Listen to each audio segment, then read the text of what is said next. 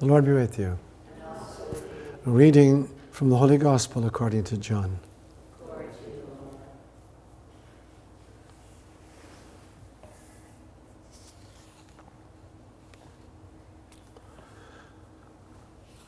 When evening came, the disciples went down to the sea, got into a boat, and started across the sea to Capernaum.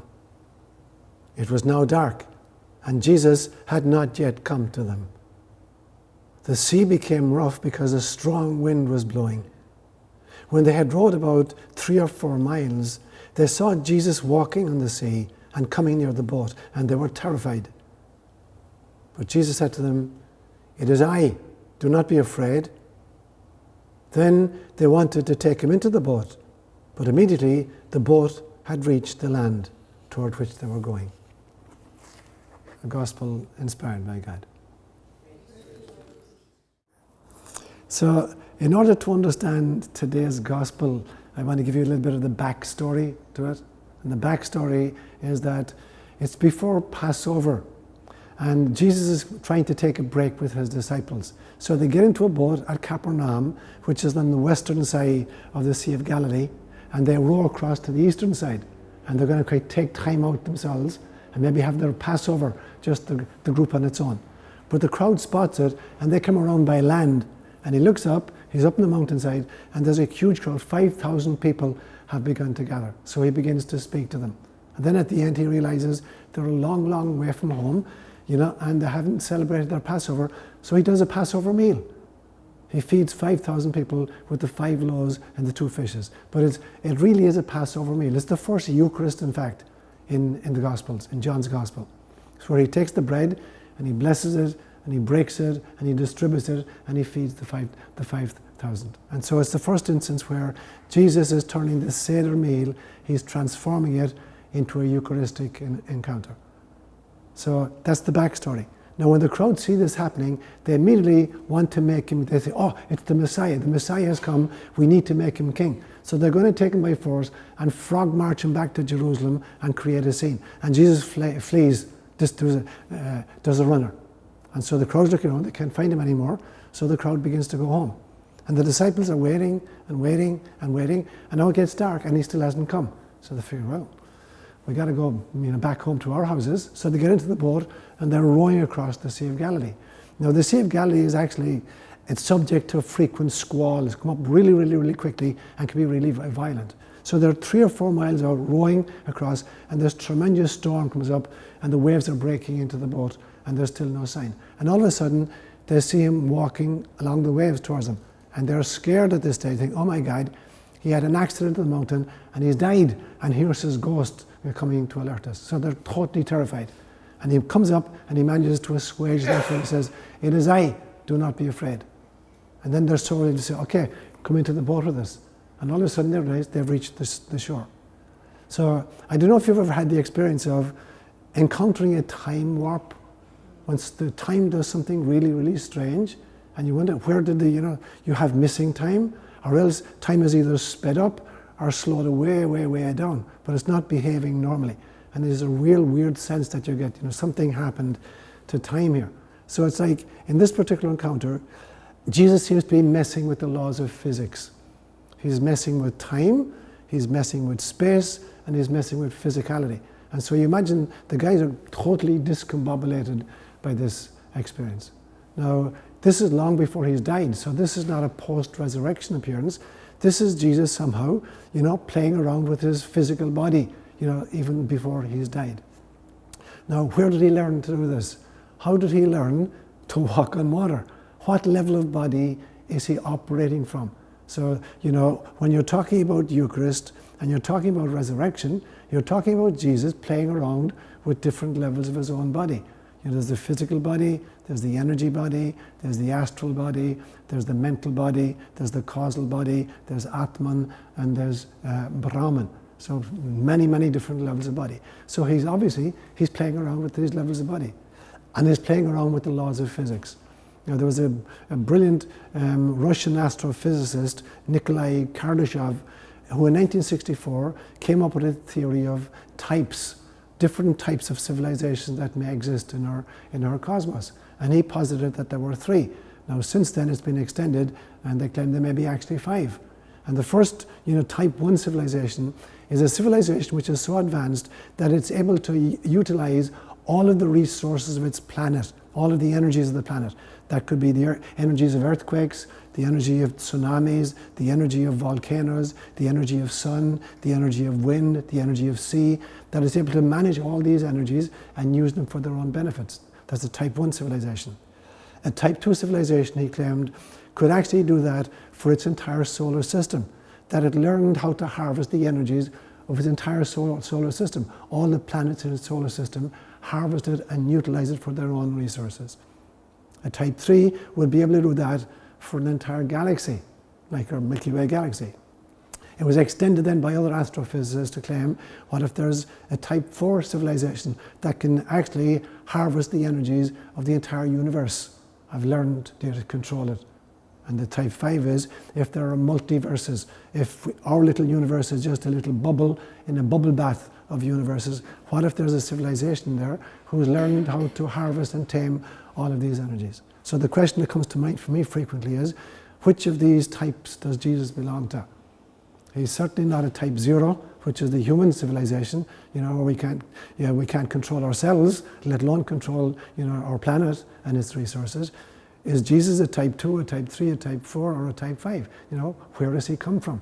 And how is he learning to play around with the laws of physics? He seems to be able to warp time, to warp causality, to warp materiality, to walk on water, to appear, to dematerialize and rematerialize. So where is he getting this ability from? Now there's lots of interesting traditions that you're not going to find in the Bible, or in kind of Orthodox Christianity, that Jesus may have been trained in a lot of different locations. Between age 12, when he disappears from the Gospels, and Luke's Gospel, the last account of Jesus, is at age 12 in the temple, having been lost for 3 days. He's debating with the scholars, and his parents are freaking out that they've lost him, and they finally find him, and he goes down to Nazareth and is obedient to them. And he disappears between then and age 30 when he begins his public ministry. And there's lots of different traditions. There's one tradition that at age 12 onwards, he begins visiting with his uncle, according to the tradition, Joseph of Arimathea, who was a big international trader, dealing in tin particularly, that he was getting from Cornwall, which is the southwest part of England, which was Celtic England and Celtic speaking at the time, and that Jesus made several trips with his uncle to the Druids of Cornwall in Glastonbury, and that he came under the influence of druidical, magical abilities. There's a tradition that he spent time in Tibet or Nepal and was studying with the great lamas of Buddhism. And there's also a tradition that actually spent time in the mystery schools in Egypt, learning to differentiate between the different levels of body. So whether he came by it naturally, or he came by it, through visiting these places, or whether he's an ET from some other civilization, certainly he's demonstrating abilities which are way beyond the norm. And this is the real understanding of Eucharist. And this is the real understanding of resurrection, and it's the understanding of today's story. He seems to be literally playing around with time and space and the laws of physics. And you can imagine the reaction, that the disciples have, encountering this kind of activity.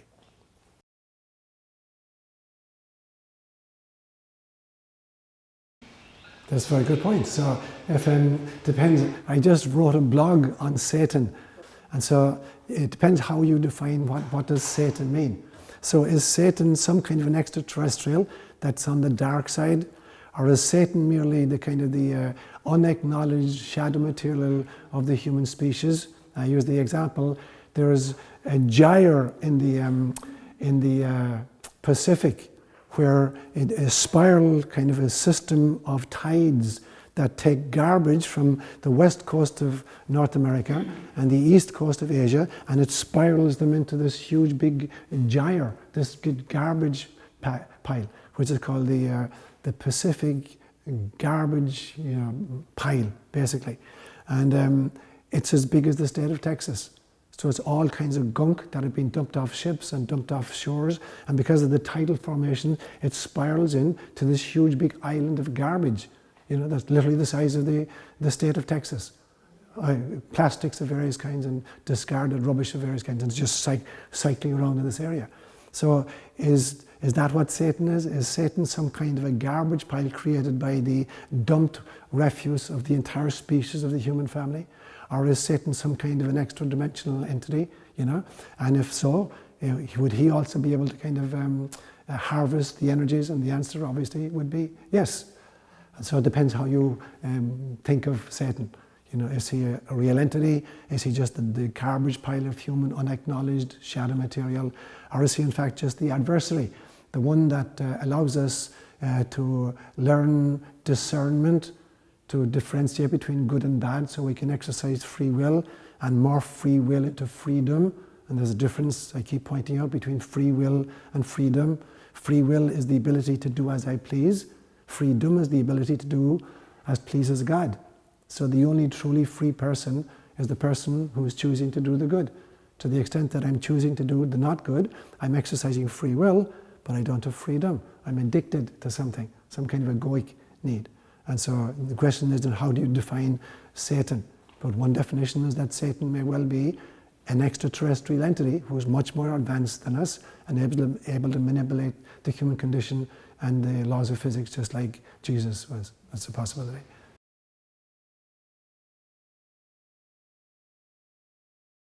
Because, time is a human construct. It's a necessary construct, but it's a human construct.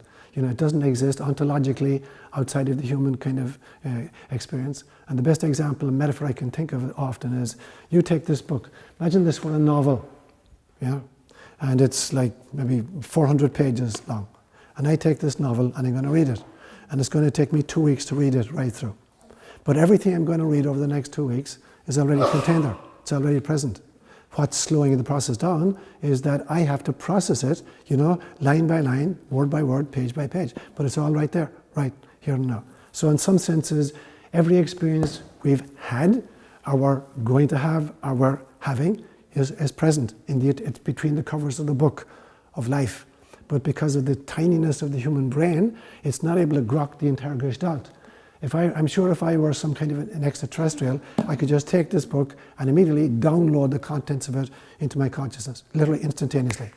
We do it, you go to Amazon.com and you download a book, and within, 5 or 6 seconds, it's downloaded onto your Kindle. And so if we had that kind of ability that we could download the gestalt, there wouldn't be need for time. So time is an artifact created because our little processing unit up here, our little laptop that we carry between our ears, is so slow that we can't, process the entire gestalt of all the experiences possible. And so we have to break them up into bite-sized pieces and then create the notion of time so that we can process them sequentially. But time doesn't exist outside this arena. So they're all present in the eternally now. So just if I take this book, I can, if I choose, let's say this book were, instead of being a novel, a continuous novel, let's say it was a compendium of poetry, and I want to find where is a sonnet from Shakespeare. And I go to the table of contents and I say, oh, it's on page 175. And I go to page 175 and I read one of Shakespeare's sonnets. And so I'm picking out a particular experience out of a whole bunch of other. So what's happening typically, we're focusing on a particular experience we're having right now, because that's all the human brain is capable of doing. But all the other stuff is in the book at the same time. So every experience you're going to have, and every experience you've had, and the experience you're having right now, they're all in the book already, someplace in the book. So only question of where are you going to put your limited ability and focus right now.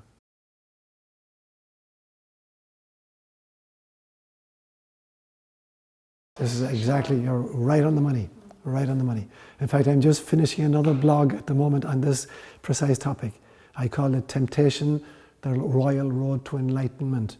That temptation is a necessary tool in our armament of growing, into enlightenment. If there's not the possibility of making poor choices, then there's not the possibility of making good choices. So in some senses, temptation is that which allows us to exercise the faculty of discernment. The Jesuits talk a lot about discernment in the spiritual life, the discretionis spiritum. How do you differentiate between that which promotes love and harmony as distinct from that which promotes, greed and violence. And that faculty we call discernment. And discernment can only be honed in the crucible of temptation. And so temptation is not a bad thing. Temptation is a necessary ingredient on the road to enlightenment. Without that, we'd just be robots, pre-programmed to do the good, whatever the good looks like. But there'd be no virtue in it, you know. It's literally you just program your computer and it's going to act according to the program. So we're not robots. You know, earlier life forms are kind of robotic. You know, in some senses, a rock is going to behave in a predetermined fashion depending on its biochemical chemical interactions with the environment. Rain is going to do one thing to it, sunshine is going to do something else to it, wind is going to do something else to it. And the rock will just behave in a very pre-programmed fashion to these insults. You know, as you come up the chain a little bit, there are different possibilities. You get to the human species and you get free will. And free will is that which allows us, you know, to develop the possibility of the faculty of discernment. So you're absolutely right. This is vitally important in the spiritual journey.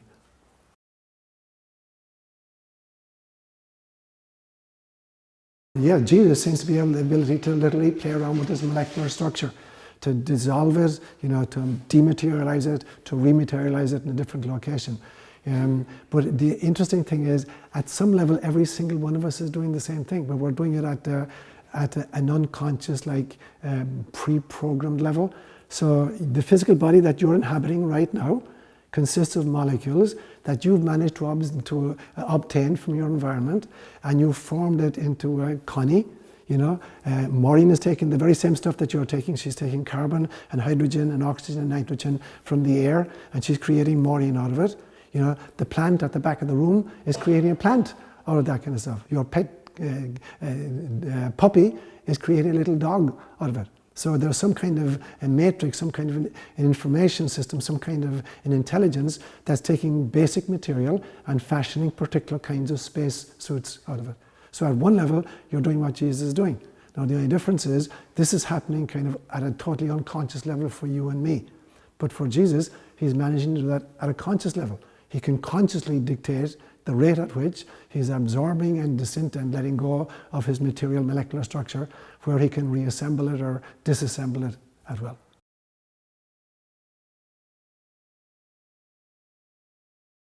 And that's the problem living in Western society. Indigenous societies and kind of, you know, primitive peoples lived constantly in these different states of consciousness and accepted them as real as the physical is. But in our Western mentality, you know, with the kind of the Enlightenment, allegedly, and the Industrial Revolution, we have totally impoverished the notion of reality. We think reality is that which can, that only which can be delivered by our sensory input and by cognitive processing. And that creates our model of reality. But when you're dreaming at night, you know, you totally have different laws of physics and different laws of time. You know, a few months ago, I had a dream where I was back in my bedroom as a 15-year-old kid in Ireland, which is now, you know, over 60 years ago. You know, I'm back in my own bedroom and I'm 6,000 miles to the east in an instant. So I've conquered time and space as soon as I got into dreaming. When you go into imagination, into any creative exercise, you're conquering time and you're conquering space right there. And primitive peoples and indigenous peoples lived in the realization that all these were valid forms of reality. But we've impoverished reality and claimed that it's just this physical world that can be delivered by our sensorium and by our instrumentation and by our cognitive processes. And all the other stuff is around us. But it's like we're wearing blinders, we can't see it, we don't acknowledge it. So we have to totally, you know, amplify our definition of reality. So for me, something is real if it can be sensed, if it can be imagined, if it can be remembered, if it can be dreamt, if it can be experienced. They're all just different levels of reality. And, you know, to the mystic or to the primitive mind or to the indigenous civilization, that's their experience. It's not like that they're just theorizing about it, that's their actual experience. You know, you talk about the Aborigines in Australia, they have a special term called dream time. You know, what happens in dream space. And the great pity for me is that we come in, you know, in that space, and for the first 5 or 6 years we live in that space, and then the education system knocks it out of us. tells us, that's an imaginary friend. It doesn't really exist. Shape up. Learn your math and your geography, and learn to live in this physical world where all these things are just make believe from childhood. And so we shut the whole system down, and we call it education. Something mystical or something traumatic can suddenly shift you into a different state of consciousness. And when you shift into a different state of consciousness, time behaves differently. And so, accidents or impending accidents are one way in which this happens kind of spontaneously. Mystical experiences do it, daydreaming does it a little bit, meditation does it sometimes. And so anytime you shift your state of consciousness, you're going to mess around with the notion of time. It's another level of yourself taking control over your sensory experience. Some great athletes, the Michael Jordans of the world, that literally when this guy goes up to shoot a three-pointer from center court, he's suspended in the air. I mean, they call him Air Jordan. It's like literally they're able to mess around with the laws of physics and laws of time, and that's their experience. There's another guy, Ray Allen, great basketball player as well. And they noticed that he has the greatest record for three-point shooting in the NBA. Nobody has ever come near him.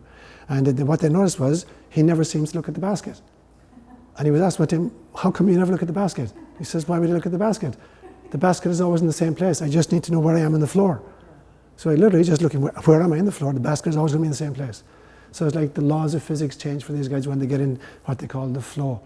Yeah, there's a brilliant psychologist called Csikszentmihalyi who does his whole shtick is around being in the flow. When people get into that kind of mindset, all bets are off.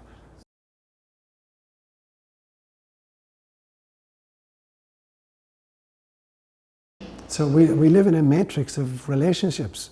So we think, for instance, that you can only be in a relationship with somebody who's physically present here. That's ridiculous. You're in a relationship with everybody, whether you're aware of that or not aware of that. So we're in a relationship with people who are dead. We're in a relationship with angelic beings, whether they're angel guardians. We're in a relationship with our higher levels of ourselves. We're in this matrix of relationships. And sometimes, in a traumatic instance, there can be a shift in consciousness that makes us temporarily aware of the connection, but that most of the time we're not aware of the connection. But the connection is there all the time. They're like neurons on a brain. It's the dendrites and the axons all connected to each other. Whether we're aware of the connections or not, the connections are present. Yeah. So of course it could be Uncle Paul, or it could be our angel guardian, or it could be her higher level of self, all or any of the above.